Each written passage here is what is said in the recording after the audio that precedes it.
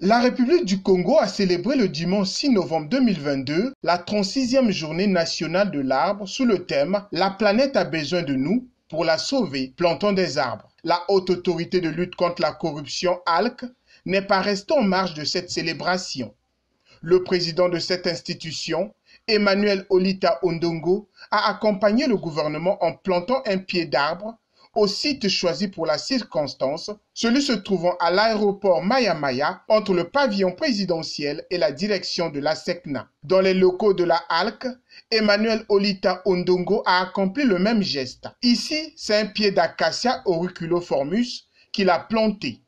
Aussi insiste-t-il sur l'importance de l'arbre. En effet, les arbres ont toujours été intimement liés à l'évolution de la biodiversité terrestre et participent notamment à la lutte contre la pollution, particulièrement dans la purification de l'air et la neutralisation de nombreux polluants gazeux, la lutte contre le ruissellement des eaux et les érosions, la protection de la biodiversité. L'arbre est un agent qui lutte pour empêcher la dégradation de l'écosystème.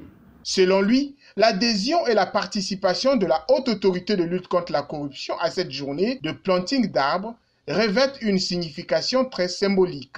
Il y a là, il nous semble, une analogie qui nous permet de dire qu'en participant au planting de la Journée nationale de l'arbre, la Haute Autorité de lutte contre la corruption affirme sa mission de prévention contre le fléau de la corruption et profite par là de sensibiliser l'opinion à planter également à chaque fois que cela se présente un non à la corruption pour un mieux-être de notre pays. En effet, c'est depuis 1984 que la République du Congo, avec l'initiative de Denis Sassou Nguesso, chef de l'État, s'est investie dans la protection de sa biodiversité et de son écosystème.